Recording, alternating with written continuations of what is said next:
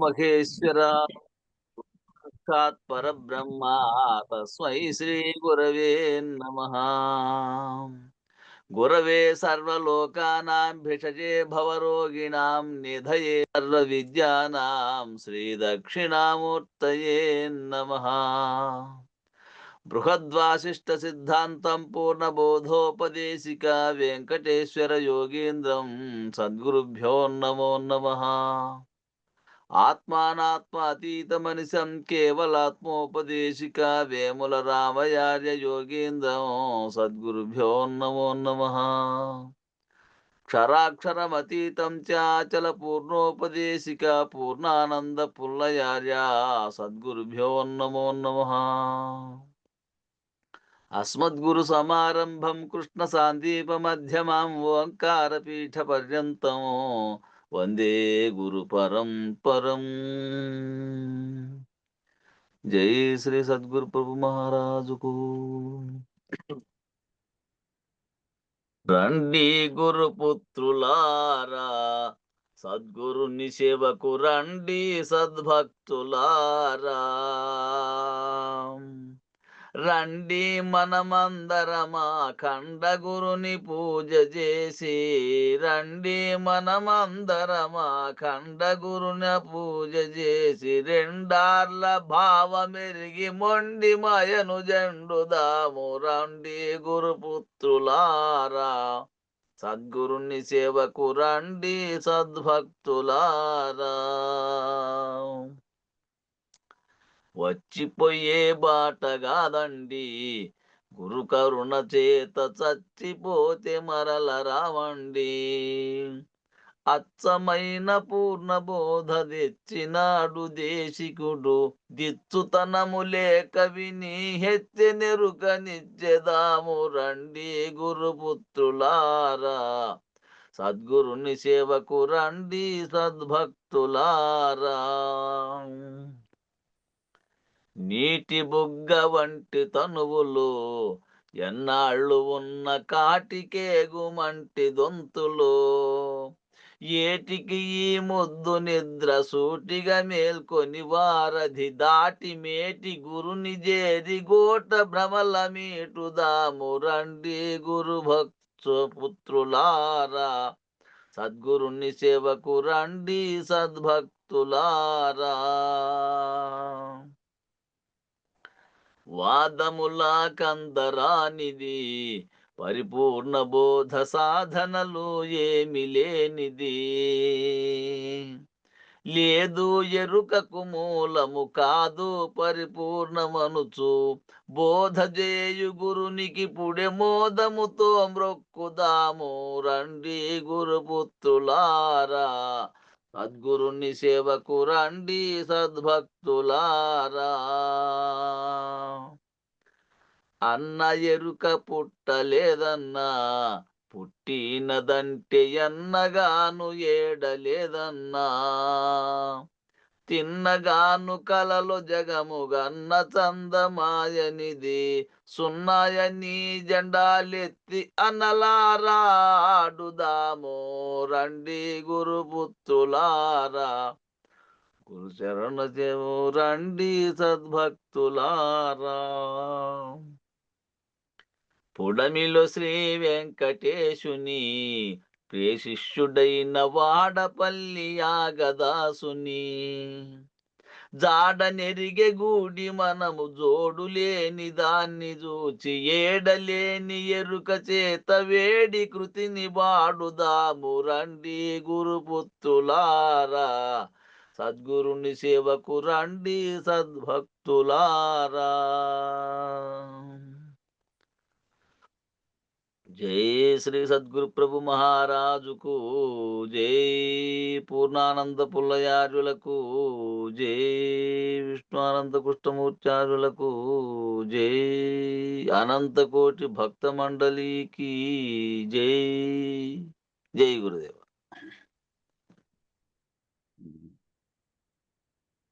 ఎన్నో పద్యంనా? 67. 67 కేవల కుంభకు మందున.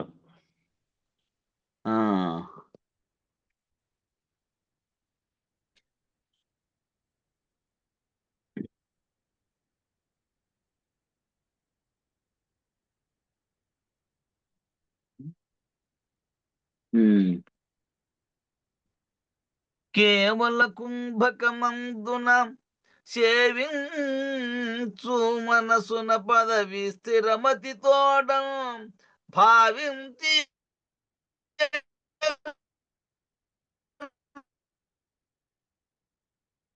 దాటుమో గగన మీదారే నిరంజనమోగుక జేరుపోరే ఇక పారా సౌఖ్యము లియా కొనకాలోన రహిమించు ప్రజ్ఞానో రాణింపజేయోమో మహిత మగు పరబయలు చేరెడి మార్గమున మాయించు మెరుకను సహజమన్మయ మనన వృత్తిని సంహితుండై నిండి వెలయుమో గకనా మీదారి నిరంజనమోగుక జేరుపోరి. జై గురుదేవ. జై గురుదేవ. అందరికీ జై గురు. గురు పరంపరంకు జై. కేవల కుంభకమనగా చలనములను బిగబట్టి నిశ్చలమునందగా అచలమైనట్టి సూత్రాత్మ మనసు అట్టి కేవల కుంభమును సేవించు మనసు తనకు గలుగుచున్న స్థిరములను చలనమును స్థిరం చేయవలని భావించినచో సూత్రాత్మ ఎరుక దాటును. మామూలుగా భౌతికంగా చేసేటువంటి ప్రయత్నం చేత గాలిని కుంభింపజేసి అది మనసుతో చెలింపకుండా చేసేటువంటి స్థితి ఏమో యోగంలో ప్రత్యేకంగా నేర్చుకునేది. తనకు కలిగేటువంటి చలనాలు మామూలుగా ఏ చలనాలకు తనలో కలుగుతున్నాయో వాటిని స్థిరం చేయవలని భావించినచో ఎరుక దాటుకునేకి సులభం అవుతుంది. సూత్రాత్మ మనస్సుగా ఉన్నది ఏదైతే ఉందో ఆ మనసులో కనుక చలనాలు కనుక లేకపోతే, మనసులో చలనం కాకుండా అయిపోతే బయలవుతుంది. బయలులో ఏ చలనాలు లేవు. ఏది ఊహించడానికి పదార్థము, ఏది ఊహించడానికి ఏ విధమైనటువంటి ఏది లేదు. ఖాళీగా ఉన్నటువంటి స్థితి. కాబట్టి మనసులో చలనాలు కలగకుండాను మీ మనసులో విషయాలు లేకుండా పోతే నిర్విషయమైతే మనసు బయలు స్థితిలో ఉంటుంది. ఈ పద్ధతి కడు రహస్యం. ఈ పద్ధతి ఏమో కడు రహస్యంగా గురుమూర్తి తెలియజెప్తేనే తెలిసే పద్ధతి. చెంచల బుద్ధిని మాని నీ హృదయ కుహరమున చేరి అచరుడు ఒకటకు పోరాడము. నీ చెంచల బుద్ధి మాని, చెంచల బుద్ధి అంటే మనసు ఊరికే ఉండేది కాదు కాబట్టి మెలకువలో ఉన్నప్పుడు నిరంతరం ఏదో ఒక ఆలోచన చేస్తూనే ఉంటుంది, లేదా తనలో కలిగే సంకల్పాల వైపు పోతూనే ఉంటుంది. అది మాని నీ హృదయ కుహరమున చేరి అచరుడు ఒకటకు, ఏ విధమైనటువంటి చంచలము లేకుండా మళ్ళా మనసులో విషయాలను తొలగించుకొని నిర్విషయకంగా ఉంటూ బయలుస్థితిలో ఉండడానికి కడు రహస్యమైనటువంటి దాన్ని గురువుగారి ద్వారా పొంది అట్లా అచరుడు అయ్యేకి పోరాటం చేయి. కేవలపు టెరుకలోనూ మిశ్రపు టెరుకలోనూ గల నీ ప్రజ్ఞ ద్వారా లభిస్తున్నటువంటి జ్ఞానానందమును మరియు అజ్ఞానానందమును పట్టించుకోకుండా నీకున్న ఆసక్తిని మీరగల ప్రజ్ఞను నీలో రాణింపజేసుకున్నాను. మిశ్రపు టెరుగ్గా ఉన్నప్పుడేమో జీవుడుగాను, సర్వము జగత్తుగా, బ్రహ్మముగా ఈ వ్యవహరిస్తున్నటువంటి దాంట్లో పొందుతున్నటువంటి దాంట్లోనూ కేవల చైతన్య స్వరూపంగా నామరూపాత్మకం కానటువంటి కేవల టెరుకగా ఉండే స్థితిని, ఆ దాంట్లో లభిస్తున్నటువంటి జ్ఞానం కానీ అజ్ఞానం కానీ, జ్ఞానం వల్ల పొందే ఆనందం, అజ్ఞానానందం రెండింటిని, అజ్ఞానానందం అంటే శరీరం పొందుతున్న ఆనందమే ఆనందంగా భావించి ఉండేది. జ్ఞానానందం అంటే ఆ స్థితి ఏదైతే చైతన్యంగా ఒక్కటిగా ఉన్నదో ఆ స్థితిలో ఉండి దానితో మనసుతో పొందుతున్నటువంటి ఆనందంగా పొందేది. ఆ రెండు నీ ప్రజ్ఞ ద్వారా లభిస్తున్నటువంటి జ్ఞానానందం, అజ్ఞానానందం రెండింటినీ పట్టించుకోకుండా నీకున్న ఆసక్తిని మీరగల ప్రజ్ఞను, ఆసక్తులు అనేటివి ఆయా విషయాల పట్ల మీకు లోపల ఫిక్స్ అయి ఉంటాయి. అనుభూతి ద్వారా, అనుభవం ద్వారా, ఇంతకుముందు పొందినటువంటి అనుభవం ద్వారా మీకు ఇష్టాలు ఏర్పడుతూ దాని వైపు లాగుతూ ఉంటాయి. ఆసక్తి అంటే ఇష్టాలపైన మనసు పోవడం. కాబట్టి ఆసక్తిని మీరగల ప్రజ్ఞను నీలో రాణింపజేసుకొనుము. ఆ ఆసక్తులు నిరంతరం కలగకుండా ఎప్పుడూ కూడా ఇది కేవలం మూలం లేని గుర్తెరిగే ఎరుక చేత కల్పించబడుతున్నదే గాని నిజానికి లేనిది అనేది గురువాక్యంతో చెప్పినటువంటి మొదటి ద్వాదశి చెప్పినటువంటి బట్టబయలుగా ఉన్న దాంట్లో ఏమీ లేనిదని భావంతో నీవేం చేయాలి? ఆ అజ్ఞానము, జ్ఞానానందమును పట్టించుకోకుండా నీకున్న ఆసక్తిని కూడా మీరి ప్రజ్ఞను నీలో అట్లా మేరగలిగినటువంటి ప్రజ్ఞను నీలో రాణి రాణింపజేసుకోవాలి. రాణింపజేసుకోవాలంటే బోధ ద్వారా పొందినటువంటి జ్ఞానంతోనే అంతకుముందు దాన్ని అధిగమిస్తూ భ్రాంతులన్నీ పోగొట్టుకోవాలి. నీ లక్ష్యమైన సాటిలేని పరబయలు చేరుటకు గాను క్రమక్రమంగా చిత్స్వరూపముని తెగనాడుచు. నీ లక్ష్యం ఏమిటి అంటే సాటి లేకుండా ఇంకో దానితో సాటి పరచడానికి వీలు లేకుండా, వర్ణించడానికి కూడా వీలు లేకుండా బయలుగా ఉన్నటువంటి దాంట్లో, ఆ పరబయలుగా ఉన్నటువంటి దాంట్లో చేరేకి క్రమక్రమంగా నీ చిత్స్వరూపముని తెగనాడుచు. అంటే నీ చిత్తంతో ఏదైతే నీ చిత్తం ద్వారానే తెలియబడుతున్నవే ఇవన్నీ. నువ్వు ఏ విషయం తెలుసుకున్నా కూడా చిత్స్వరూపం ఏమిటి అంటే ఇది వ్యాప్తి చెందడం, ఆలోచించడం, విశ్లేషించడం, సంకల్పం చేయడం, అన్నీ వికల్పించడం అన్నీ కూడా దీంట్లో జరుగుతున్నాయి చిత్తంలో. దాని స్వరూపాన్ని తెగనాడుకుంటూ నీ ఉనికికి సంబంధించిన ఎరుకను బయలు చేసుకుంటూ, నీ ఉనికికి సంబంధించిన ఎరుక నేనంటే ఫలానా, నేనంటే ఈ నామరూపాత్మకమైన ఇది, ఆ ప్రాంతము, ఈ విషయాలు ఏవి నీ ఉనికికి సంబంధించినవి ఏవి చేయకూడదు. నీ ఉనికి ఎక్కడుంది? నీ అసలు స్వరూపం చైతన్యం, సర్వవ్యాప్తి చైతన్యంగా ఉండే బ్రహ్మాండమంతా నిండి ఉండే బ్రహ్మముగా ఉంది. జీవుడి కాటి నుంచి మొదలుపెట్టి విచారం చేసుకుంటూ ఆటికి పోయినావు. అక్కడి నుంచి ఇంకా వెనక్కిపోతే వ్యక్తం కానప్పుడు జగత్తు కానీ ఈ అనేకత్వమే ఖండాఖండములుగా వ్యక్తం కాకముందు ఏ విధంగా ఉంది? కేవలం బయలు మాత్రమే ఉంది. కాబట్టి అక్కడ నీ ఉనికికి సంబంధించిన ఈ ఎరుకను తీసేసుకుంటే బయలుగా ఉన్న నీ స్వరూపం ఆ బయలులోనే ఉంది. ఆ బయలులో బ్రహ్మాండం ఏర్పడకముందు నువ్వు లేవు. కాబట్టి బయలు స్థితిని ఈ ఎరుకగా తోస్తున్న దాన్ని అంతటిని బయలుదేయడం అంటే ఎరుక రహితం చేసుకోవడం. బయలు అనేటువంటి దాంట్లో ఏ ఒక్కటి లేనిదని అని తుదకు వెలుపలి దృశ్యానుభవము, లోపలి దృక్కనుభవము వీడినట్టి కేవల దృక్స్థితి నిశ్చలంగా. అంటే వెలుపలి దృశ్యానుభవం ఏదైతే నీ కళ్ళతో చూసినందువల్ల నీ మనసులో ఫిక్స్ అయిపోయిందో, బాహ్య దృశ్యానుభవము, లోపలి దృక్కనుభవము. లోపల దృక్కున్నాడు, దృశ్యం కనపడకపోయినా మనసుతో ఊహించి ఆలోచించి దాని దృశ్యాన్ని తన ముందుకు తెచ్చుకునేటువంటి ద్రష్ట ఉన్నాడు. కాబట్టి లోపలి దృక్కనుభవం కూడా వీడినటువంటి కేవల దృక్స్థితి అనేది నిశ్చలము కాగా అక్కడ ఏది దేన్ని ఈ అనేకత్వంగా కానీ దృశ్యానుభవంతో కనపడుతున్నటువంటి దృశ్య ప్రపంచము, నామరూప ప్రపంచాన్ని కానీ లోపల కనపడుతున్న మనసులో తెలుస్తున్న ఈ రెండు జగత్తుకు సంబంధించిన వదిలేస్తే కేవల చైతన్యంగా ఉన్నటువంటి నీ స్థితి, కేవల చైతన్యం మాత్రమే ఆ స్థితిలో ఉన్నావు. ఆ కేవల చైతన్యం కూడా పోగొట్టుకోవాలి అంటే అది పరబయలు స్థితికి పోవాలి. కేవల చైతన్యాన్ని కూడా దానిని కుమ్మించి పట్టి చలనమును పట్టించుకొనక ఊరుకుండు వరకు గురుమర్మంగా సాధించగా. ఇక్కడేమో ఈ కుంభకం ద్వారా ఏ విధంగా గాలిని బంధించి దాంతో దాని చలనాలు కలగనీయకుండా, హంస జరగనీయకుండా ఊపిరి జరుగుతూ ఉంటే లోపలికి వెనక్కి పోతూ ఉండగా ఆ విధంగా ఉండేదే కదా లోపలికి పోయి మనసు అనే దాంతో కలిసి వ్యవహారం చేస్తుంది. కాబట్టి అది బంధించినట్టుగా సమాధి స్థితిని పొంది పట్టించుకొనక ఊరకుండు అన్నారు. పట్టించుకోకుండా ఊరికే ఉండు వరకు, ఆ పట్టించుకోకుండా ఊరికే ఉండు వరకు గురుమర్మం సాధించగా ఎరుక వీడును. ఆ గురుమర్మం కూడా మళ్ళీ సాధించి ఈ ఇట్లా కొమ్మకం పట్టిన స్థితిలో నుంచి పోల్చుకొని చేయమని చెప్పాడు. కానీ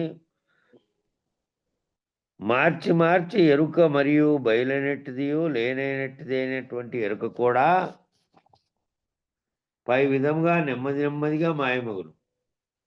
అంటే ఇట్లా మార్చి మార్చి చూసుకోమన్నాడు.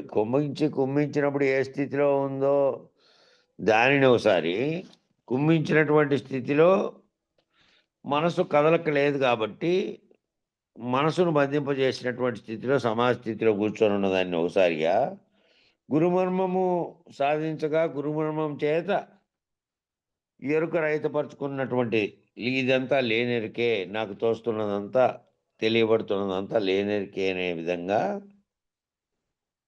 ఆ లేనట్టు ఎరుక విధంగా నెమ్మది నెమ్మదిగా మాయమగును.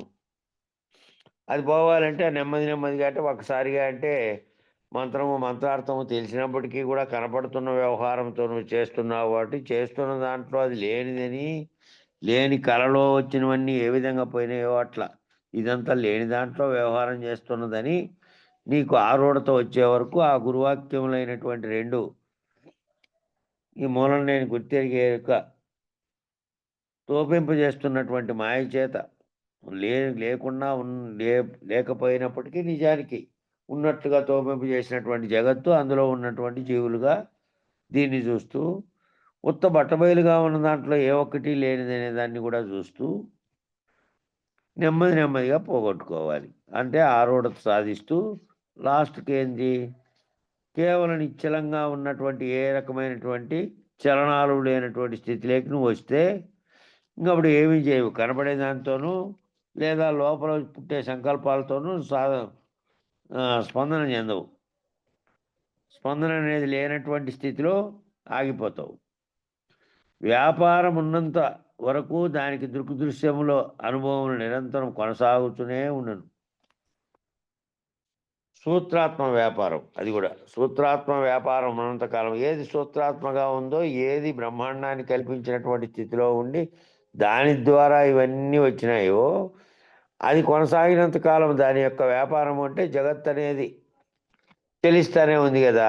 ఆ బ్రహ్మాండం అనే దాంట్లో ఏమన్నా ఆగిపోయేది ఉన్నదా? రాత్రింబవళ్ళు ఏర్పడడం, రోజులు గడిచిపోవడం, బ్రహ్మాండంలో అన్నీ ఆ ఋతువులన్నీ రావడం, ప్రకృతిలో జరుగుతున్న పరిణామాలన్నీ కూడాను ఆ సూత్రాత్మ యొక్క వ్యాపారమే కదా. ఆ వ్యాపారంతోనే అవన్నీ జరుగుతున్నటువంటివన్నీ నీకు అది ఉన్నంతకాలం వస్తూ ఉంటుంది. దానికి దృశ్య అనుభవములు నిరంతరం కొనసాగుతూనే ఉంటాయి అవి. కాబట్టి ఆ కొనసాగుతున్న దానితో షోడశి ద్వాదశిలతో నువ్వు గురువాక్యం ద్వారా నువ్వేం తెలుసుకోవాలి, అది కొనసాగుతుంది నీ కళ్ళ ముందరే కొనసాగుతున్నప్పటికీ కూడా దృశ్య అనుభవాలన్నింటినీ కేవలము కళలో దోచిన దానిలాగా మూలం లేని గుర్తెరిగే శరీరం ఏమీ లేదని ఒకటి దృఢం కావాలి.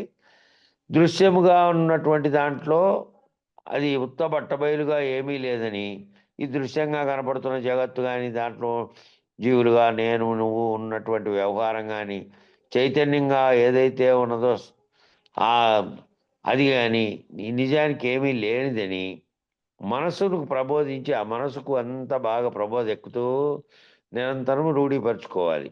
ఎందుకంటే జగత్తు అనే సూత్రాత్మ చేత నడబడుతున్నటువంటిదంతా నీ వ్యవహారంగా ఉంది. అది ఉన్నంతకాలం నువ్వు ఉంటావు. కాబట్టి శరీరంగా కాకుండా మనసు పరంగా దాన్ని మెల్లిగా దృఢపరుచుకుంటూ మనసుకు ప్రబోధించాలి. ఆ మనసుకు ఎరుక అనుభవమును మూలము లేనట్టి బయలైనట్టి అనుభవించే ఎరుక అనుభవాలన్నీ తీసేస్తే అవన్నీ మూలం లేని దాంట్లో నుంచి వచ్చినాయి. మూలం లేని గుర్తెరిగే చైతన్యంలో నుంచి వచ్చినాయి. అదే గుర్తెరిగే శరీరం. దాన్ని పోగొట్టుకుంటే బయలైనటువంటి అనుభవం చేత బయలుగా ఉన్నది ఏమిటి అంటే అంత సర్వవ్యాప్తమైనటువంటి ఈ ప్రపంచం అంతా నిజానికి లేనప్పుడు ఏ విధంగా కేవల సున్నా స్థితిలో ఏమీ లేనటువంటి స్థితిలో కేవల శూన్య స్థితిలో ఏ విధంగా ఉందో అదే స్థితిలోనే సర్వము లేనటువంటి స్థితి పోవాలి. సర్వము ఉన్నట్టుగా తోస్తున్నదేమో దృశ్యంగా కనపడుతున్న ఈ ప్రపంచం అంతా సర్వము ఉన్నట్టు తోస్తోంది. దాని యొక్క అనుభవాలతో భావాల్లో కూడా మనసులో కూడా మళ్ళీ ఇదంతా ఉన్నట్టుగా తోస్తుంది. కాబట్టి ఇది గురువాక్యం చేత అర్థమై దాన్ని మూలం లేని గుర్తెరిగే శరీరం చేత కల్పించబడుతున్నది. ఇది నేను గాఢ నిద్రావస్థలో గాఢ నిద్రపోయినప్పుడు ఏమి తోచింది? ఏమీ తోచలే. కలగన్నప్పుడు అనేక వంతు వచ్చినాయి, వ్యవహారం అంతా చేసినాయి. నిజానికి కళ్ళలోంచి మేలుకుంటే వ్యవహారం లేదు. కాబట్టి ఈ జాగ్రత్త వ్యాపారంలో జరుగుతున్న వాటిని కలలో జరుగుతున్న వాటిగా భావించి తాను సూత్రాత్మ చేత తెలియబడుతున్నటువంటి అనుభవాలుగా వస్తున్నటువంటి వాటిని మెల్లిగా పోగొట్టుకుంటూ పోవాలి. ఒక్కసారిగా కాదు, భావంలో స్థిరపడాలి అది. ఆ స్థిరపడేటువంటి వరకు ఏమి కదలిక కలిగినప్పుడు కూడా ఇదంతా లేనిదే, ఉన్నది ఒక్కటే, ఆ ఉన్న దాంట్లో ఏమీ లేదు ఇదంతా అనే అనుభవాన్ని పొందే వరకు కావాలి. అట్లా ఉండాలి అంటే ఎరుకానుభవము మూలము లేనట్టు బయలెట్టి అనే అనుభవం చేత ఉండియూ లేని మనస్సును, ఉండియా కూడా లేని మనస్సు అవుతుంది.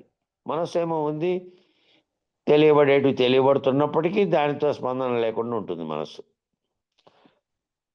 అట్టి మనస్సు అంతా తానైన స్థితి సహజమన్మయము. అట్టి మనస్సు అంతా ఏ విధంగా తానైనటువంటి తన నిజస్థితిని కనుక్కొని ఉన్నటువంటి సహజమైనటువంటి మనస్సుతో ఉంటుంది. సహజమన్మయమైన వాడు తిరిగి మళ్ళా సూత్రాత్మ మనసుకు దృక్దృశ్యానుభవంలో కలగజేసుకోడు. సహజమన్మయం అంటే ఇప్పుడే అనుకున్నామే, ఏదైతే బయలుగా ఉన్న దాంట్లో ఏ ఒక్కటి లేకుండా ఉన్నటువంటి స్థితిగా ఉన్నది అని. అట్లా ఏదీ లేనటువంటి స్థితిగా ఉన్న మనసుగా నీ మనసు మారిపోయింది.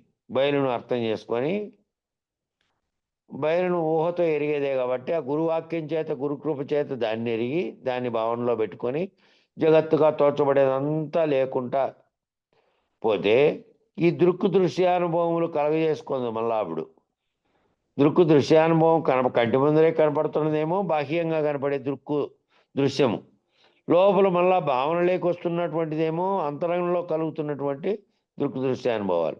వాటితో ఏం చేసుకుంటుందంటే వాటితో కలగజేసుకోదు. కనపడుతున్నప్పటికీ దానితో తాదాత్మ్యం చెందదు. దాన్ని మళ్ళీ దాని పట్ల భావించదు. అదంతా లేనికలో జరుగుతున్న వ్యవహారంగా కొట్టిపారేసుకుంటుంది. దాంతో పోయి ఇది పోయి దీంట్లో కలిగినప్పటికీ కూడా, ఎందుకంటే సూత్రాత్మ యొక్క వ్యాపారం ఉన్నంత కాలము ఇవన్నీ అనుభవంలోకి వస్తూ ఉంటాయి కాబట్టి, పైన చెప్పాడు పై వాక్యంలో, సూత్రాత్మ వ్యాపారం జరుగుతున్నంత కాలం జగత్ అనేది ఉంటుంది. దాంట్లో వ్యాపారం అంటే వ్యవహారం నువ్వు 18 వేసినప్పుడు చేసేదంతా శరీర వ్యాపారము, జగత్ వ్యాపారమే. కాబట్టి ఆ వ్యవహారం ఏదైతే ఉందో అదే దాన్నే వ్యాపారం అనే పదంతో వాడతారు. ఆ వ్యవహారం సంబంధించినటువంటి దృశ్యానుభవాలు కలగజేసుకోకుండా అయిపోతున్నప్పుడు, ఇట్టి ప్రబోధచే కాకపోయినా, ఇటు ప్రబోధ చేతను గనక కాకపోతే, మామూలు బోధ కాదు, ప్రబోధ అంటే ప్రకృష్టమైనటువంటి గొప్పదైనటువంటి ఈ బోధ చేత కింద కాకపోతే తిరిగి సూత్రాత్మ సమిష్టి మనస్సు క్రియోన్ముఖమగును. నువ్వు ఇట్ట ప్రబోధ చేత కనుక నువ్వు కాలేకపోతే, గురుకృప చేత కనుక నువ్వు కాలేకపోతే, భావంలో ఈ విధంగా కాలేకపోతే తిరిగి సూత్రాత్మ యొక్క సమిష్టి మనస్సు ఏమవుతుంది? క్రియోన్ముఖం అవుతుంది. సూత్రాత్మ స్థితిలో సమిష్టి మనస్సుగా ఏది ఉంది? బ్రహ్మం అనేటువంటి ఏది సంకల్పించి చేసిందో, మూల అవిద్యగాను మూల ప్రకృతిగా పరమాత్మగా ఏది చెప్పుకుంటున్నామో దాని యొక్క క్రియోన్ముఖం వల్లే సర్వజగత్తు ఏర్పడింది. కాబట్టి ఆ స్థితిలో నుంచి ఆ మనసులో అది పోగొట్టుకోకపోతే దానికి ఎప్పుడైనా కూడా మళ్ళా క్రియోన్ముఖం అవుతుంది.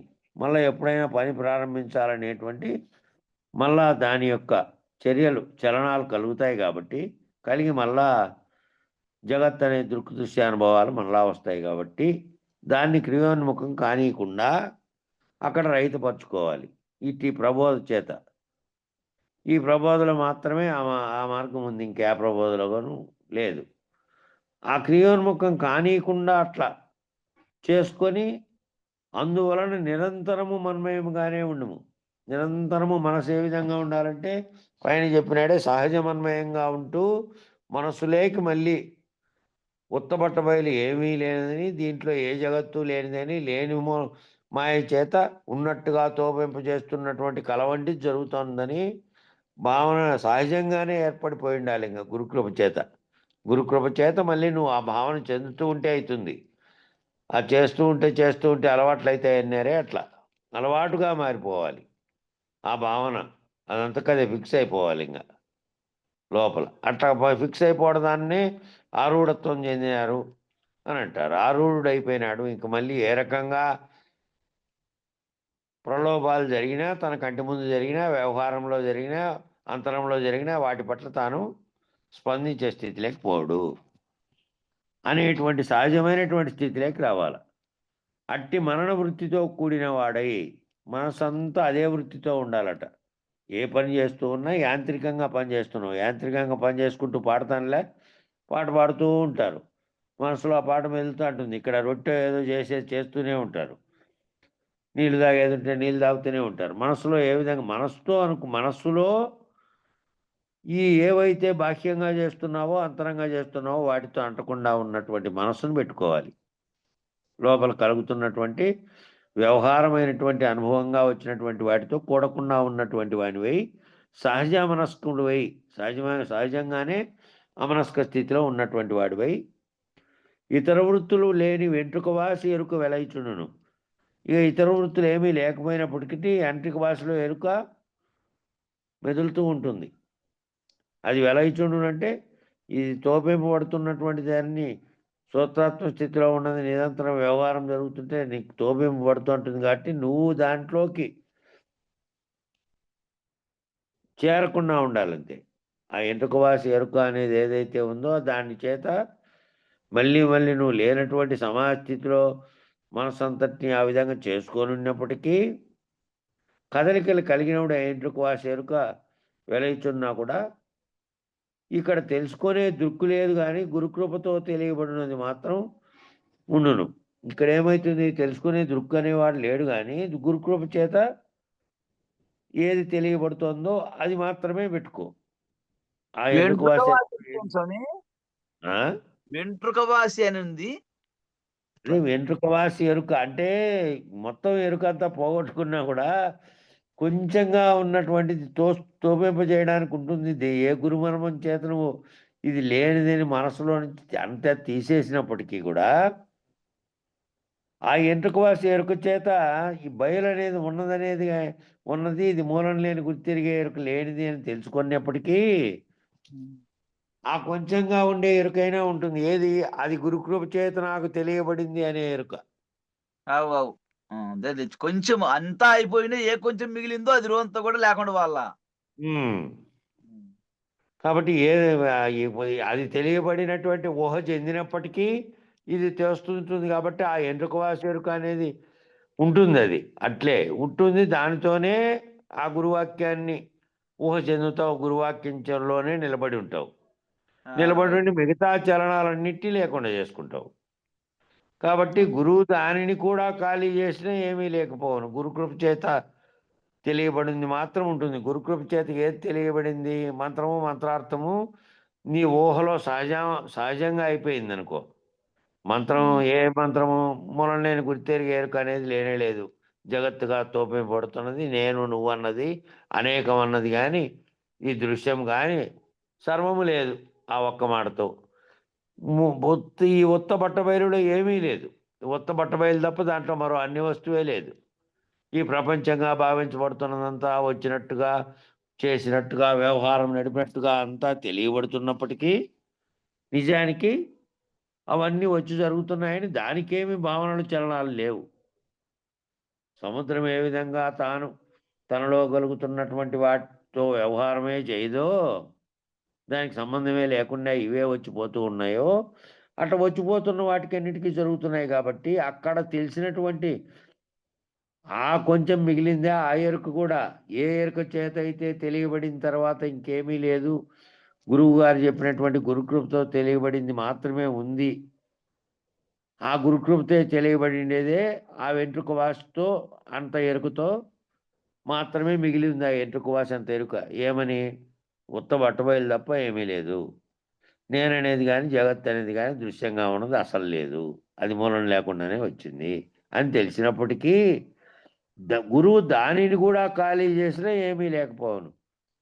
ఆ దానిని కూడా ఏది తెలియబడింది గురువు చేత నాకు ఇది తెలియబడింది అనేది కూడా లేకుండా గురువు తాను అనేటువంటి వేరువేరుగా ఉన్నటువంటిది కూడా భావన చెందావు. అంతకాలము చెందావు కాబట్టి నువ్వు ఆరూఢత చెందిపోతే నేనే లేను, జగత్తు లేదు, తెలుస్తున్న ఈ భావనంతా లేనెరుకు చేత తెలియబడుతుంటే గురుకృప చేత ఆ వెంట్రుకవాసి ఎరుకుతూ కూడా ఈ విధంగా తెలియబడింది అనేది కూడా లేకుండా ఆ తెలియబడిన దాన్ని కూడా గురువు గారు కనుక ఖాళీ చేసేస్తే ఏమీ లేకపోవును. ఏమీ లేదని ఎరుక కూడా మిగలదు. ఏమీ లేదని చెప్పే ఎరుక కూడా మిగలదు ఇంక. ఏమీ లేదని చెప్పేది కూడా ఆ వెంట్రుకవాసి ఎరుకుతోనే చెప్తున్నావు. ఏమీ లేదు ఇది ఆ గురువాక్యం చేత మూలం లేని గుర్తెరిగే ఎరుక లేదు. ఈ ఉత్తబట్టబయలు ప్రపంచం అనేది లేదు. ఏది సంకల్పించిందో ఆత్మ అనేది దాంతో నుంచి వచ్చినటువంటి నాదంతో మొదలై ఈ సర్వ జగత్తు ఈ దృశ్యంగా మారేదాకా వచ్చినవన్నీ కూడా మాయ చేత, తన్మాత్రల చేత, గుణాల చేత ఏర్పడినటువంటివి. కాబట్టి ఇవన్నీ రహితమైపోతే ఈ రహితమైపోయింది దేని ద్వారా గురువు ద్వారా తెలిసిందో ఆ తెలిసిందే తెలివి కూడా పోయింది. అది కూడా లేదు. ఆ తెలిసిన తెలివి కూడా ఆ ఏమీ లేదని ఎరుక కూడా మిగలదింక. అట్టి పరాధీనతయే శేషించును. అట్టి పరాధీనంగా ఉన్నాడు అంటారు చూడు ఎప్పుడని కానీ. చాలా పరాధీనంగా ఉన్నాడప్ప. ఈ మనం మాట్లాడేదంటే వినట్లేదు. ఆ పైన బయట ఇక్కడంతా మైక్ చెబుతాను దాని పట్ల వినట్లేదు. ఎక్కడో పరాధ్యానంగా ఉన్నాడు అంటారే అట్లా. అప్పుడు ఏమవుతుంది? పరాధీనతయే శేషించును. మిగిలేది ఏంటంటే ఆ పరాధీనంగా ఉండేటువంటిదే శేషిస్తుంది. దేని పట్ల దృష్టి పెట్టేది కాదు. దృష్టి పెట్టే దృష్టి పోయింది. బయట కనబడే దృశ్యం పోయింది. లోపల మనసులో కలిగే చలనాలకు కారణమైనటువంటి మూలం లేని గుర్తెరిగే ఎరుకగా ఉండి ఏది నిన్ను కదిలిస్తోందో లోపల అది కూడా పోయింది. పరాధీనంగా ఉండేటువంటిది మిగిలింది. ఇక దాంట్లో మిగిలిపోయి దాంట్లో నుంచి రాకుండా ఉండే స్థితిని కనుక మనసులో నిరంతరం పెట్టుకొని ఉంటే అది రాను రాను దృఢమవుతుంది. దృఢమైపోయి జగత్ వ్యాపారం పట్ల పూర్తిగా విముఖత వచ్చేసినటువంటి స్థితి వస్తుంది. ఈ విధంగా పరబయలుగు మార్గము స్వయముగా శిష్యునికి చాలా కష్టం.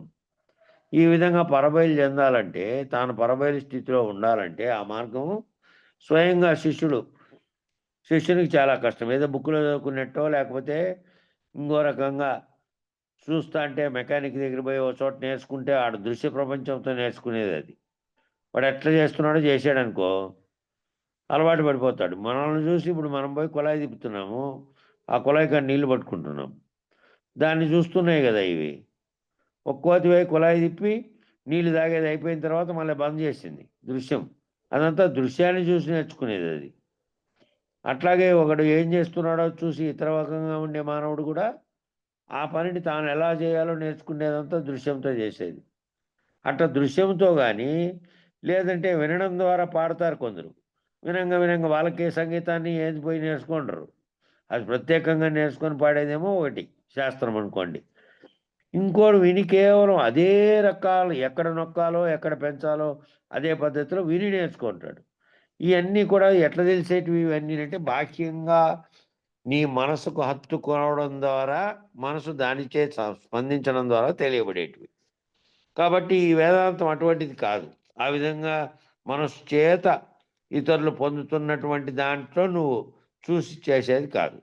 అందువల్ల గురుమూర్తి చేత దాని మర్మంగా ఉన్నటువంటి దాన్ని తెలియజెప్పుకుంటూ భ్రాంతులుగా ఏవైతే నీ అంతటా నిండి ఉన్నాయో నీలో దానిని పోగొట్టుకుంటూ ఉంటే తప్ప ఆ స్వయంగా శిష్యునికి చాలా కష్టం. ఈ విధంగా పరబయలుగా ఉండేదాన్ని గుర్తెరగాలంటే ఆ గురుమర్మము తెలిసి గురునికి లోబడిన శిష్యుని ఈ గురువే మార్జాల క్షౌర న్యాయమును ఎరుకను సంపూర్ణంగా ఏడిపించి పరబయలు చేయడు.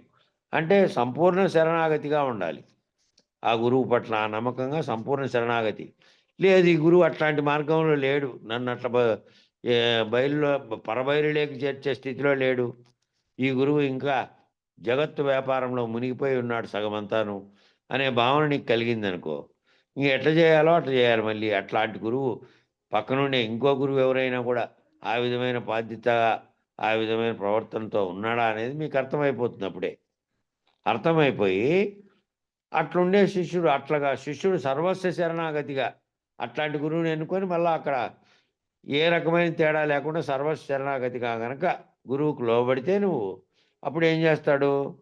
శిష్యుని గురువే మార్జాల కిశోర న్యాయం చేత గురువే వారి పట్ల రాత్రి వచ్చింది కదా, గురువు ప్రత్యేకత చూపిస్తాడు. గురువు వీళ్ళను ఒక పట్లగా భావిస్తాడు, వాళ్ళను ఒక పట్లగా సంబోధిస్తాడు, వీళ్ళను దగ్గరికి చేర్చుకుంటాడు. ఇవన్నీ రాత్రి వచ్చినాయి. అట్లా చేర్చుకుంటాడంటే అట్లా ఏ విధంగా అట్లా లోబడినటువంటి 4 శుశ్రూషలు చేసి గురువాక్యానికి ఎదురు మాట్లాడకుండా ఉండేటువంటి గురువు ఏం చెప్తే దాన్ని అవగాహన ఎట్లా చేసుకోవాలో అట్లా అంకితంగా ఉండేవానికి గురువు కూడా ఏం చేస్తాడంటే మార్జాల కిశోరన్యాయంగా, మార్జాల కిశోరన్యాయం అంటే పిల్లి మొత్తం స్వతంత్రత వచ్చే వరకు దాన్ని ఎలా కాపాడుకొని దాన్ని మళ్ళీ గట్టెక్కిస్తుందో తన పిల్లని, ఆ విధంగా గురువు కూడా అటువంటి శిష్యుణ్ణి మార్జాల కిశోరన్యాయంతో ఏరుకొని సంపూర్ణంగా ఇడిపించి పరబయలు అర్థమయ్యేటట్టు చేసి ఆ పరబయలు స్థితిని ఊహలో కలగజేస్తాడు. బయలు తప్ప మరేమీ లేదు. ఈ వ్యవహారంగా జరుగుతున్నటువంటి ప్రపంచం అనేది దాంట్లో నేనున్నాననుకునే ఉనికి ఇదంతా కేవలం కల వంటిదే. ఇది మూలం లేకుండానే ఉత్త బట్టబయలుగా ఉన్నటువంటి ఒక్క ములుగుతనానికి సందు లేకుండా ఉన్నటువంటి దాంట్లోనే ఇది ఏర్పడి ఇదే ఉత్పత్తి అయి మళ్ళీ నశించుతుంది. ఇది లేనిది అనేటువంటి భావన నీలోకి చేసి నీ నీ ఊహలో దాన్ని నింపుతాడు. కాబట్టి నీ హృదయ కుహరమందు చేరి అచల స్థితిని కేవల కుంభకం చేయొచ్చు ఎరుక తలెత్తకుండా పోరాడము. నీ హృదయంలో ఏం చేయాలి? హృదయంలో అచల స్థితిని నిలబెట్టుకొని, కుంభకం చేయడం అంటే నిలబెట్టుకోవడం. ఆ అచల స్థితిని నిలబెట్టుకొని ఎరుక తలెత్తకుండా పోరాడు. ఆ ఎరుక మళ్ళీ తలెత్తే అవకాశం ఎప్పటికైనా ఉంటుందని ఇందాక చెప్పితే ఆ కొంచెంగా ఉన్నటువంటి ఎరుక ఎప్పుడైనా ఆ కొంచెంగా ఉండే ఎరుక కదలిక జరిగిందంటే మళ్ళీ వచ్చే స్థితి ఉంటుంది. కాబట్టి నువ్వు నేను లేను అనే భావన నీకు లోపల ఉన్నప్పటికీ నేను లేను, జగత్తు లేదు, ఈ సర్వము లేదు, ఉత్త బట్టబయలే ఉన్నదని తెలియనప్పటికీ సూత్రాత్మం చేత కదిలించబడుతున్నటువంటి ఎంట్రుకవాసి ఎరుకైనా మళ్ళీ తెలియజెప్పేది ఉంటుంది. కాబట్టి కేవలం కుమ్మకంగా ఎరుకలు తలెత్తకుండా పోరాడము. ఎరుక తలెత్తడం అంటే ఎరుక అనే సంకల్పాలు కలిగి మళ్ళీ నీ కోరికలనే సంకల్పాలు కలుగుతుంటాయి. కాబట్టి కలిగినా కూడా కలిగిన దాన్ని తోసిపుచ్చేటువంటి స్థితిలో ఉండాలి. దాంతో తాదాత్మ్యం చెందే స్థితిలో కాకుండా ఆ ఎరుక తలెత్తకుండా నువ్వు బయలు స్థితిలో ఉండాలి. అప్పుడు నీవు తప్పక గురుకృపచే పరబయలు అగుదు. నీవే అయితావు పరబయలు. అంటే నీవు లేని స్థితిలో ఉంటే ఏమీ లేని శూన్య స్థితిలోకి నువ్వు మారిపోతే నీ మనసులో కానీ బాహ్యంగా కానీ ఏ రకమైనటువంటి సంకల్పాలు వికల్పాలు లేనటువంటి స్థితిలోకి నీ మనసు పోతే సహజంగా అప్పుడు నువ్వే ఆ బయలు స్థితిలో ఉంటావు.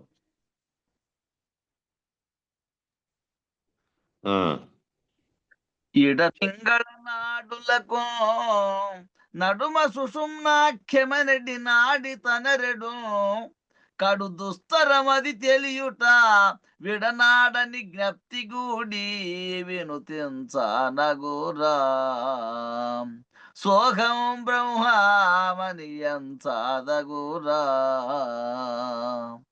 అనుమానరహితము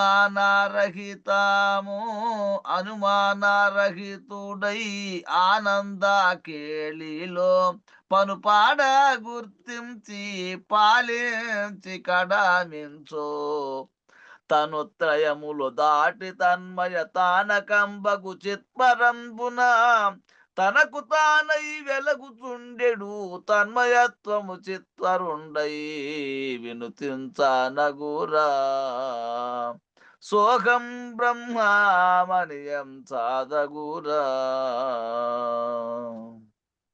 జై గురు. జై. కేవల జీవత్వమును కలగజేసేది చంద్రనాడి. జీవుడు అని నీవు ప్రతిబింబంగా నీకు ఏ ధ్యాన ప్రతిబింబంగా బింబము అనేటువంటి సూత్రాత్మగా ఉన్నది ఏదైతే అఖండ ఎరుకగా ఉన్నటువంటి బ్రహ్మము అనేది ఉందో అదేమో బింబంగా ఉంది. దాని ప్రకాశం పడి జీవుడు అనేటువంటి ప్రతిబింబం ఏర్పడింది. అది అనేకత్వాన్ని పొందే కారణమైనటువంటిది. అది ఇక్కడ చంద్రునితో ఎందుకు పోల్చారంటే చంద్రుడు స్వయం ప్రకాశకంగా చంద్రుడు ప్రకాశించడు. తనంతకు తానుగా అసలు ప్రకాశించడు చంద్రుడు. చంద్రుడి మీద సూర్యుని వెలుగు పడితేనే ప్రకాశం. ఆ వెలుగు పడి అది ప్రకాశింపజేస్తుంది. ఆ వెలుగు పడకుండా ఏదైనా అడ్డం వచ్చిందనుకో అది గ్రహణం అయిపోతుంది. లేదా పూర్తిగా భూమి అడ్డం పడినప్పుడేమో అమావాస్య అయిపోతుంది. కేవల జీవత్వాన్ని తెలియజేసే చంద్రనాడి అన్నారు. చంద్రనాడి ఏం చేస్తుంది? ప్రతిబింబ తత్వంతో నేను జీవుణ్ణి అనేటువంటి భావాన్ని కలగజేస్తుంది. జీవమునకు చలనమును కలగజేసేదేమో సూర్యనాడి. ఈ జీవానికి చలనాలు కలగజేసేది ఏది ఉంది అంటే, ఏ ప్రకాశం చేతనైతే చంద్రుడు వెలుగుతున్నాడో అట్లా ఈ సూర్యనాడి అనేటువంటి సూర్యనాడి చలనాలు కలగజేస్తుంది. అంటే పైన ఏదైతే మొదటిది అఖండ ఎరుకగా ఉన్నదో దాని చలనం చేత చంద్రుడు కదిలినట్లే ఆ అఖండ ఎరుక యొక్క చలనాలు కలగజేస్తున్నటువంటి దానితో జీవుడుగా ఉన్నటువంటి వానిలో కూడా చలనాలు కలుగుతున్నాయి. ఈ రెండు తెలియబడి దృక్స్థితియే సుషుమ్న నాడి అనేది గొప్పదైనటువంటి అగ్నినాడి. ఈ రెండు తెలియబడ్డం, ఒకటేమో సూర్యనాడుగా ఉండి అఖండ ఎరుక స్థితిలో నుంచి తెలియజెప్పడం, రెండోదేమో దాని ప్రతిబింబ చైతన్యంగా ఉండి జీవుడుగా ఉండి తనకు తెలియబడుతున్నటువంటి ఈ రెండింటినీ తెలుసుకోగలిగి ఉన్నటువంటి మధ్యలో ఉన్నటువంటి సుషుమ్న నాడి అనేదేమో ఆ అగ్నినాడి. అక్కడ పుట్టేటువంటి దానితో ఆ దృష్టి అంతా అక్కడే ఉంది. దాంతో తెలియబడుతున్నాయి ఈ రెండు ఇడానాడి పింగళ నాడితో తెలియబడేటువంటి కుడి ఎడమ నాడులతో తెలియబడుతున్నటువంటి సూర్యనాడిగా ఉన్నటువంటి సమస్త ఎరుకుగా ఉన్నది, చంద్రనాడిగా ఉన్నటువంటి జీవభావాన్ని కలుగజేస్తున్నది. ఈ రెండు కూడా అక్కడే ఉన్నాయి. ఆ రెండింటినీ తెలుసుకుంటున్న స్థితిలో సుషుమ్న ఉంది. కాబట్టి ఆ దృక్స్థితియే సుషుమ్నాడి అనే గొప్పదైనటువంటి అగ్నినాడి. మొదట హంస మండలత్రయమును దాటుతున్నప్పుడు ఈ మండల ప్రభావం చేత ఈ 3 నాడులు ఏర్పడినాయి. ఈ హంస అనేది ఏదైతే గాలి పీల్చుకుంటూ వదులుతూ ఉన్నదో అది ఈ 3 మండల స్థితిని దాటి లోపల ఉన్నటువంటి సహస్రారం చేత కలియడం చేత అక్కడికి పోయి దాన్ని కదలికలతో సర్వమును అక్కడి నుంచి ఉత్పత్తి చేస్తూ ఉంది. ఈ 3 నాడులు దాని ప్రభావం చేత ఏర్పడినాయి. వీటి చేతనే జీవ ఈశ్వర వ్యవహారములన్నీ జరుగుతున్నాయి. ఒకటేమో సూర్యనాడిగా ఉండి ఈశ్వర ఎరుకగా ఉంటే ఈశ్వర వ్యవహారంగా బ్రహ్మాండ వ్యవహారంగా ఉంటే, ఒకటేమో జీవనాడిగా ఉండి అదేమో దాని ప్రతిబింబం చేత ఆ ఈశ్వరనాడి అనే కదలికల చేతనే ఇది కదులుతూ వ్యవహారం చేస్తూ ఉంది. ఈ పద్ధతిని తెలుసుకునుట అనేది చాలా కష్టం. ఈ పద్ధతి అంతా ఆ తారకంలో వచ్చినది ఇదే పద్ధతి అంతా. ఈ కింద నుంచి పనిచేస్తున్న నాడులు, ఈ కింద నుంచి పనిచేస్తున్నటువంటి ఆయాదానికి ఆధార చక్రాలుగా ఉన్నవి, వాటి కదలికల చేత ఏం జరుగుతోంది అనేదంతా కూడా దాంట్లో ఉంది. అది తెలిసి విడుదల పొందడం దుస్తరం. ఈ పద్ధతిని అంతా తెలిసి ఈ పద్ధతిలో పోవాలి అని అంటే ప్రతి ఒక్కరూ ఆయా నాడులు, ఆయా వాటిలో ఉన్నటువంటి చలనాలు, వాటికి కలుగుతున్నటువంటి ఈ చలనాల ద్వారా కలుగుతున్నటువంటి మార్పులు, జరుగుతున్నటువంటి మార్పుల చేత దాన్ని గుల్చుకొని దాని యొక్క అధిష్టానం తెలుసుకొని ఈ కదలికలు లేకుండా ఉండేటువంటి సహస్రారంలో ఉండే నాడుల సంగతి తెలుసుకొని అవన్నీ చేయాలంటే సామాన్య భక్తుడు వచ్చినాడు అనుకో ఒక ఆయన. ఇప్పుడు ఈ విచారం అంతా చేసి ఈ నాడులు కలుగుతున్నది, దీనికంతా పైన ఇది ప్రతిబింబంగా ఉంది, అది బింబంగా ఉంది, దీని ప్రకాశం ఎట్లొస్తుంది, ఇవన్నీ తెలిసి విడుదల పొందటం అనేది దుస్తరం. అందుకనే ఏమని చెప్పారు? ఒకవేళ విడిచినను మరుపులో చేరును మరియు తిరిగి పట్టుకొనును. ఒకవేళ అట్లా తెలుసుకొని విడిచినా మరుపులో చేరుతుంది, మళ్ళా తిరిగి పట్టుకుంటా ఉంటుంది. కాబట్టి అట్లు జ్ఞప్తిని నిలిపి విడనాడని జ్ఞప్తితో కూడి పరిశీలించి చూడగా ఈ జీవ ఈశ్వర వ్యవహారములకు మూలం తెలియదు. ఈ రెండింటికి మూలం తెలిసే. అందుకనే వీళ్ళు ఈ లోపల లేకపోయి దీన్నంతా శోధించి చేయకుండా తత్వాలలో జ్ఞానాన్ని పెట్టేసి ఈ తత్వంతో నువ్వు తెలియబడినైనా నువ్వు ఇదిగో ఈ కనపడేది ఇది, కనపడంది అది, ఈ కనపడందే కనపడేదాన్ని పనిముట్టుగా చేసుకొని ఆడిస్తోంది. ఈ ఆడిస్తున్న దానికి అధిసూత్రాత్మగా అఖండ ఎరుకగా ఉన్నది. దాని ప్రభావం చేత ప్రతిబింబ చైతన్యంతో నీలో ఎరుక ఇదంతా కదిలిస్తోంది. ఇదిగో ఇట్లా తెలుసుకొని తత్వాలతో కూడి వాళ్ళు అంత లోతు లేకపోయి ఈ చక్రాలతో సహా, ఈ తారకంతో సహా, సాంఖ్యంతో సహా అన్నిటినీ పరిశీలించుకుంటూ పోయినటువంటి అంతటి విజ్ఞానంగా అంటే గురువు కూడా ఆ విధంగా ఏ విధంగా చదువు వచ్చి దాన్ని పరిశీలించినటువంటి గురువు ఈ పద్ధతిలో పొందాడు. చదువే రాలేని గురువు ఉన్నప్పటికీ కూడా వాళ్ళ గురువు కేవలం చెప్పగా, ఆ కేవలం చెప్పిన దాన్నే మనసులో తాదాత్మ్యం చెందుకుంటూ తెలుసుకునే గురువులు వాళ్ళు కూడా గురువులైనోళ్ళు కూడా ఉన్నారు. చదువు కొద్దిగా వచ్చి రాకపోయినప్పటికీ గురుస్థానాన్ని పొందినటువంటి వారు. వాళ్ళు ఎట్లా పొందారు వాళ్ళంతానంటే, ఈ గురువు యొక్క చెప్తున్నటువంటి దాన్ని పట్టుకొని, దాన్నే భావంలో నిలుపుకొని ఆ స్థితికొచ్చారు. కాబట్టి ఇట్లా ఈ విధంగా విడిచెను ఇది చాలా దుస్తరము. ఇది మరుపులో చేరుతుంది, మళ్ళీ తిరిగి పట్టుకుంటుంది. ఇది. అట్లుగాక జ్ఞప్తిని నిలిపి విడనాడని జ్ఞప్తితో పరిశీలించి చూడగా, ఏ జ్ఞప్తి అయితే ఉందో ఆ జ్ఞప్తి అనేదే మనం ఎరుక. మనం ఏదైతే దేని ద్వారా తెలుసుకుంటున్నామో తెలిసిందేది మళ్ళా స్మృతిగా మన మనసులో నిలిచిపోతుంది. స్మృతి అంటే అదే గుర్తుగా చేరిపోతుంది. కాబట్టి ఆ జ్ఞప్తిని ఏం చేయాలి? విడనాడని జ్ఞప్తితో కూడి చూడగా, ఈ జీవ ఈశ్వర వ్యవహారమునకు మూలం తెలియను. ఈ జీవుడు ఈశ్వరుడు అనే వ్యవహారానికి మూలం తెలుస్తుంది.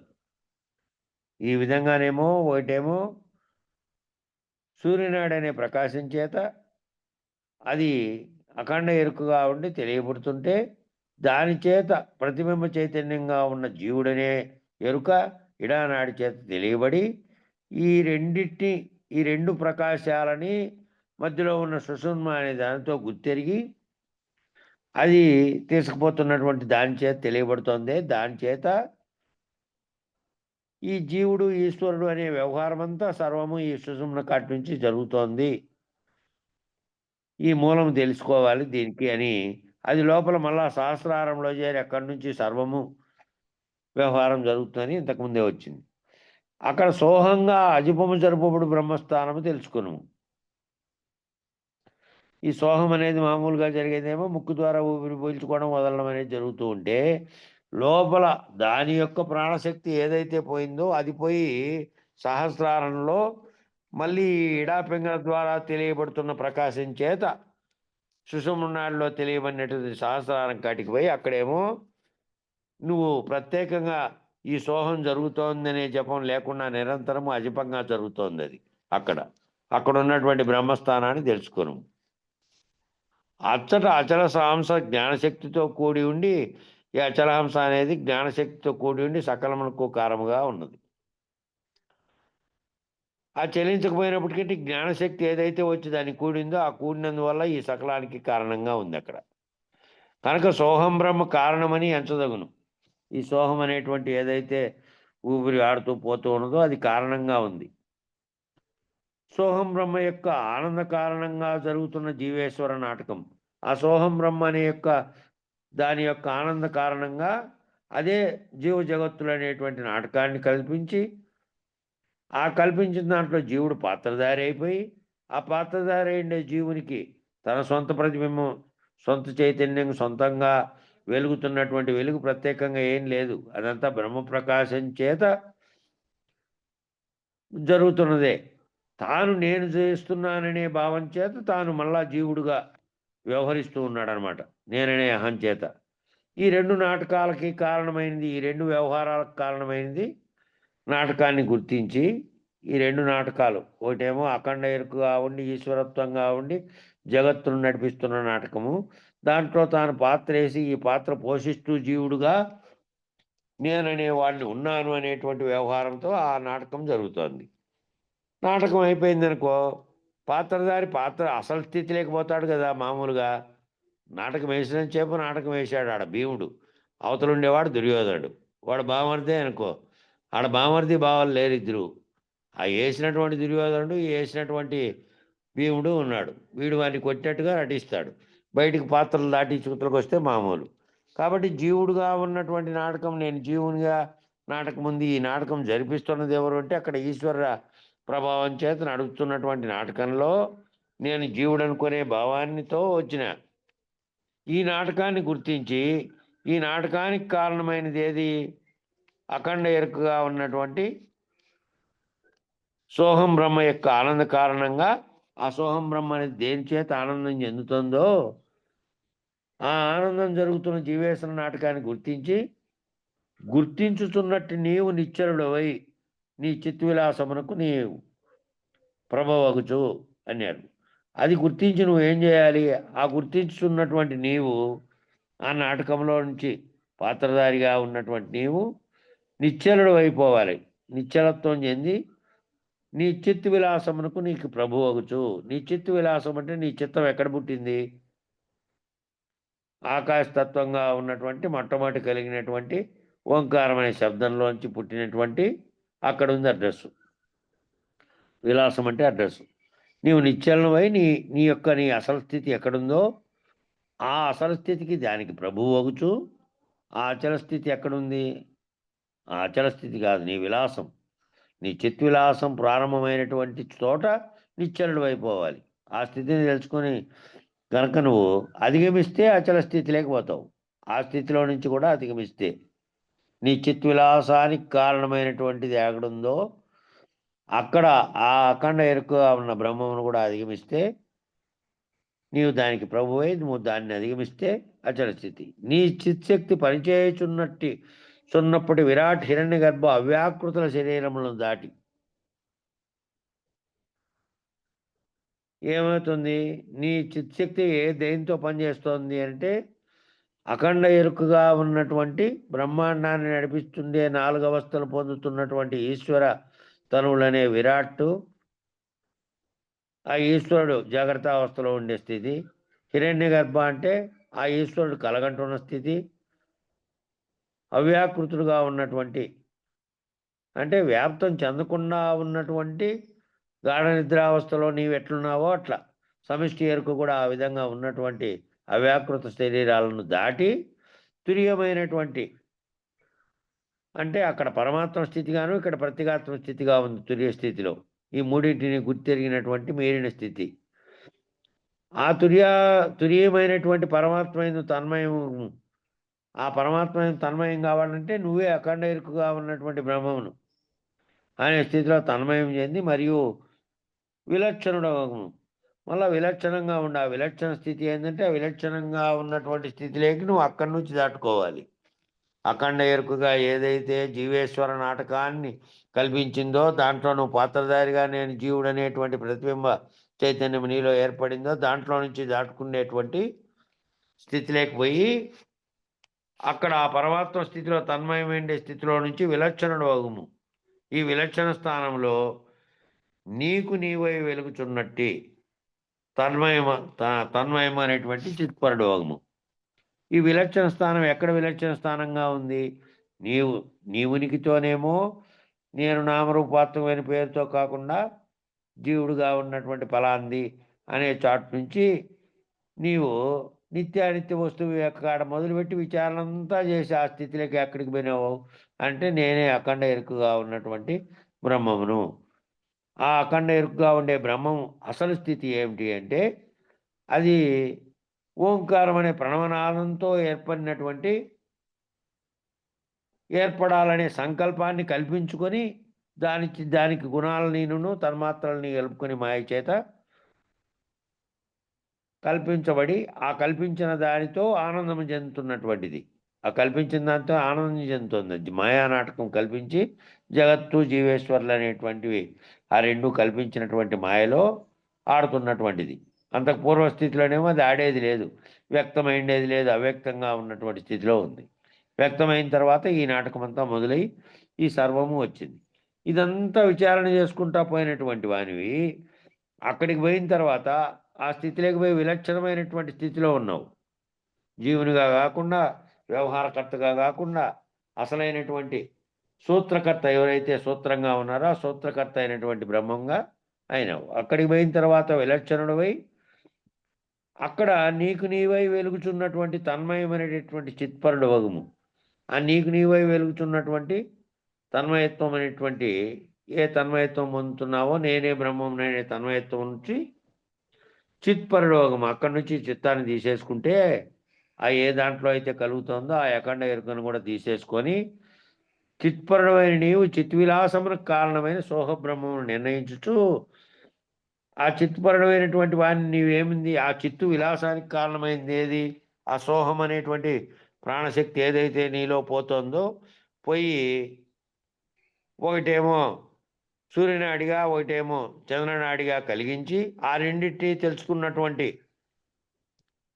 మధ్యలో ఉన్నటువంటి బ్రుకుటిగా ఏదైతే చెబుతున్నారో ఈ సుషుమ్న నాడి నుంచి లోపల పోయినటువంటి గురుస్థానంలో పరమాత్మ స్థానంలో ఎక్కడైతే కదలికలు కలగడానికి కారణమైనదో అక్కడికి పోయి ఆ చిత్విలాసంలో కారణబ్రహ్మమైనటువంటి సోహాన్ని నిర్ణయించుకొని నీవు నాహం బ్రహ్మ ఒకటకు గాను గురుకృపను వినిపించము. ఆ స్థితిలో మళ్ళీ ఆ స్థితిలోకి పోయిన తర్వాత నువ్వు బ్రహ్మవు కదా, మరి ఆ సోహం బ్రహ్మ ఏదైతే సోహం కారణంగా కలిగి అజపంగా లోపల శాస్త్రారంలో నిత్యము జరుగుతున్నటువంటి దాంట్లో ఉన్న స్థితిలో నుంచి ఆ సోహం ద్వారా తెలియబడినటువంటి వ్యవహారకర్త అయినటువంటి బ్రహ్మం స్థితిలో నుంచి వ్యవహారం రహితమైనటువంటి స్థితిలోకి పోవాలంటే నాహం బ్రహ్మం అవుటకు గాను గురుకృపను దేనికి పొందమన్నాడంటే నాహం బ్రహ్మ అంటే నేను లేని బ్రహ్మ. నేను బ్రహ్మంగా కూడా లేను, బ్రహ్మం కూడా కాదు. నేను బ్రహ్మం కూడా ఏ బ్రహ్మం అని ఇన్నాళ్ళు జీవునిగా వ్యవహరించినటువంటి వ్యవహారంలో సోహం బ్రహ్మ దాకా పోయినావో, ఏది కారణమైనటువంటి బ్రహ్మ దాకా పోయిందో, ఏది కలిగిస్తోందో ఆ స్థితిలోకి పోయిన తర్వాత ఆటి నుంచి కూడా దాటుకునేకి నాహం బ్రహ్మ ఒకటకు, ఇక్కడేమో సోహం బ్రహ్మం అయినావు. సోహం బ్రహ్మం అనేటువంటి సోహం ద్వారా సహస్రారంలో కలుగుతున్నటువంటి స్థితిలోకి అజిపంగా పోయి అక్కడ ఉన్నటువంటి బ్రహ్మమే సోహం బ్రహ్మంగా నిర్ణయించుకొని ఆ సోహం బ్రహ్మం కూడా లేకుండా నాహం బ్రహ్మం ఒకటి కంటే నేను బ్రహ్మంగా కూడా లేను అని నేనే లేను, బ్రహ్మము లేను, బ్రహ్మము లేదు, నేను లేను. ఇద్దరు లేనటువంటి స్థితిలో గురుకృప కొరకు వినిపించము. ఇంకక్కడి నుంచి గురుకృప కోసం పోరాడుకో. ఆటి వరకు పోయిన తర్వాత ఇంకక్కడి నుంచి గురువు తప్పిస్తాడు. ఆ సోహం బ్రహ్మ కూడా లేదు, నాహం బ్రహ్మం, నేను కూడా లేను, బ్రహ్మము లేము అనే స్థితిని గురువు కలగజేస్తాడు. ఆ గురుకృప చేత కొరకు నువ్వు అక్కడ గురుకృపను పొందే ప్రయత్నం చెయ్యి అని చెప్పారు. ఇంకాటికి సమయం సరిపోయింది. మంగళం చెప్పండి. అంగలింగముల సంగమెరగి జీవాలింగ దేహము వేగ భంగ పరచి లింగము తానై పరాంగనాలతో గుడి రంగు మీరంగా చేలంగేటి గురు నాకు మంగళము మంగళము సద్గురు దేవా మంగళము మంగళము శ్రీ పుల్లయార్య మంగళము మంగళము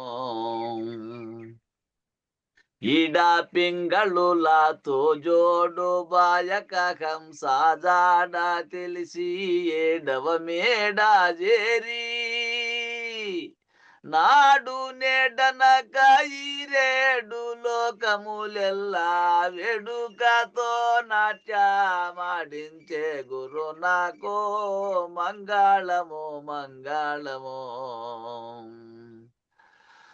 చండంశు శశితార మండలంబుల గుడి దండిగా దిశలెల్లా నిండుకొని అండ పిండ బ్రహ్మాండ భాండములెల్లా మెండుగా వ్యాపించి ఉండిన గురు నాకు మంగళము మంగళము ఘోర దురిత సంసార వారధి దాటి ఆరు వర్గములెల్లా పారత్రోలి ఆరు సరసముల మీరియావల చేరి ధీరుడై నెలకొన్న కారణ గురు నాకు మంగళము మంగళము వేద విహిత బోధ మోదముతో తెలిపి వేదాంత వేద్యుడై వెలయుచున్నా మేదిని కృష్ణపురంబున వెలసిన పల్లపోతుల పుల్లాయార్యులకిప్పుడు మంగళము మంగళము సద్గురుదేవా మంగళము మంగళము మంగళం గురుదేవాయ మహనీయ గుణాత్మనే సర్వలోక శరణ్యాయ సాధురూపాయ మంగళం.